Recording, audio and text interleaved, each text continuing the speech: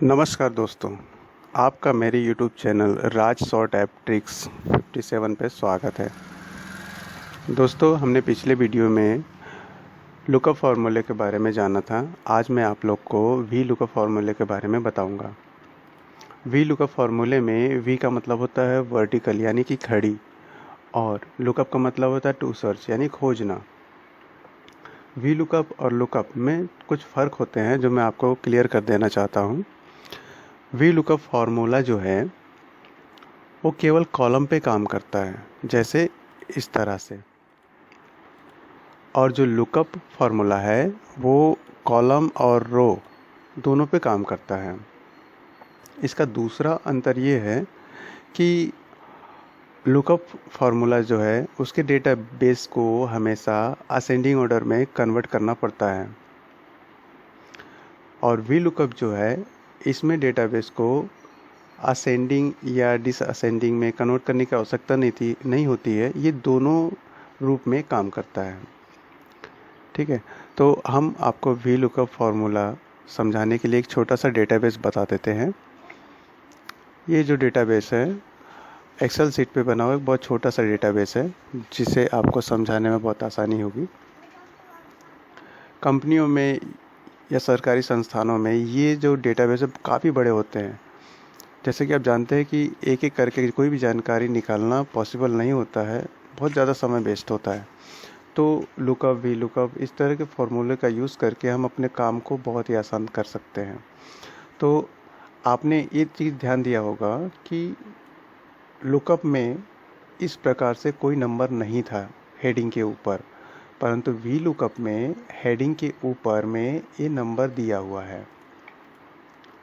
मैंने 4 कॉलम बनाया हुआ है, 4 heading, name, post, salary, city, इसलिए मैंने 4 नंबर दिए हुए हैं। ये और भी ज़्यादा हो सकते हैं, तो वी लुकअप में उनके ऊपर अपने जो हेडिंग है उनके ऊपर नंबर देना आवश्यक होता है। अब क्योंकि हमारे इस डेटाबेस को असेंडिंग ऑर्डर में कन्वर्ट करने की आवश्यकता नहीं है, तो सीधे हम फार्मूले का इस्तेमाल सीख लेते हैं।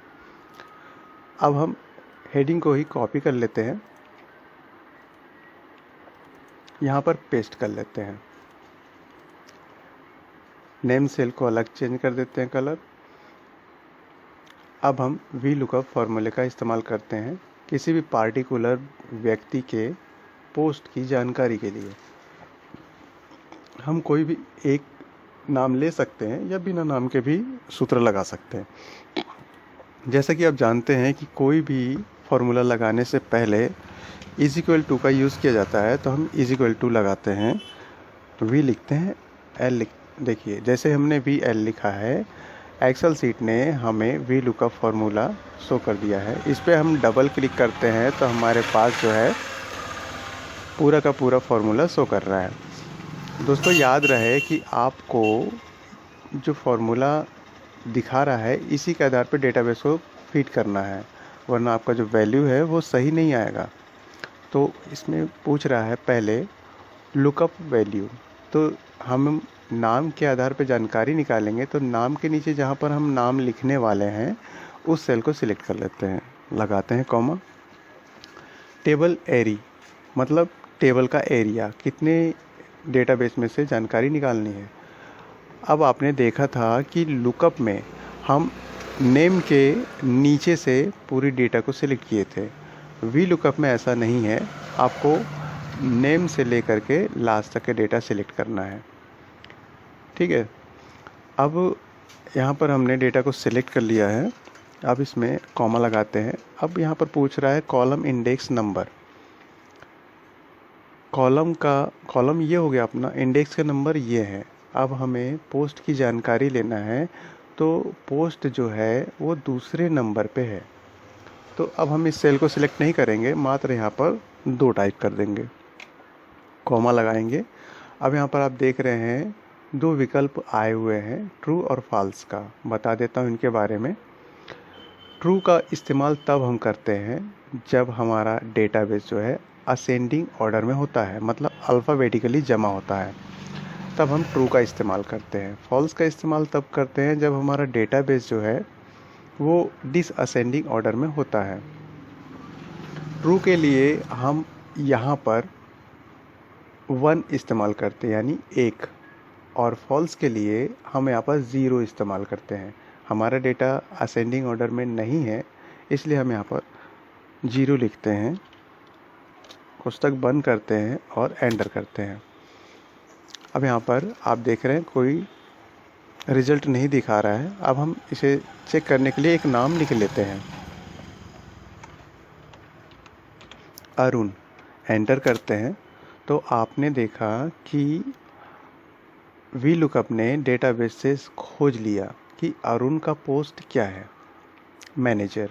ठीक है, अब अरुण की हम सैलरी और सिटी भी चेक कर लेते हैं। = VL लुकअप वैल्यू नाम को ले लेते हैं, कॉमा टेबल एरिया में डेटाबेस सेलेक्ट कर लेते हैं,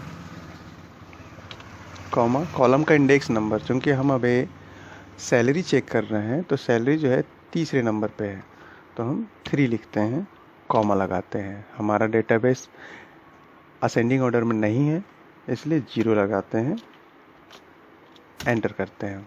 देखिए अरुण की जो सैलरी है 30,000 रुपीज़, तो यहाँ पर शो कर दिया। सिटी के लिए भी सेम प्रोसेस है, VL double click lookup value name, comma table area, अपने पूरे डेटाबेस सेलेक्ट कर लें, कॉमा लगाएं, इंडेक्स कॉलम का इंडेक्स नंबर जो है, अब हमें सैलरी सिटी चेक करना है तो हम 4 नंबर यूज़ करेंगे, तो 4 यहाँ पर लिखेंगे, कॉमा लगाएंगे और 0 लगा के कोष्ठक बंद करेंगे, एंटर करेंगे। अहमदाबाद। अब आप चेक कर सकते हैं अरुण का जो पोस्ट है मैनेजर है, सैलरी 30,000 है, सिटी जो है अहमदाबाद है। सारी जानकारी हमें सही मिल रही है। अब अदर किसी भी व्यक्ति की जानकारी लेनी है तो हमें दोबारा ये फॉर्मूले टाइप करने की आवश्यकता नहीं है, बस ये नाम जो है हमें उसे चेंज करना है। तो हम अब किसी और का नाम डाल के चेक कर लेते हैं, उषा। क्लिक करते हैं तो आप देख सकते हैं कि उषा का जो पोस्ट है वो है ऑपरेटर का, सैलरी जो है 20,000 है, सिटी जो है 100 है। ठीक है, इस प्रकार हम दूसरी जानकारी ले लेते हैं, दूसरा कोई नाम लिख करके, किशोर। किशोर का जो पोस्ट है वो HR है, 35,000 सैलरी है और सिटी जो है शहडोल है। तो सारी जानकारी सही आ रही है हमारी। तो उम्मीद करता हूँ कि आपको मेरे ये वीडियो भी पसंद आया। आप मेरे इस वीडियो को लाइक, कमेंट और शेयर करें। कोई भी जानकारी VLOOKUP में और चाहिए है तो आप कमेंट में लिख सकते हैं। धन्यवाद।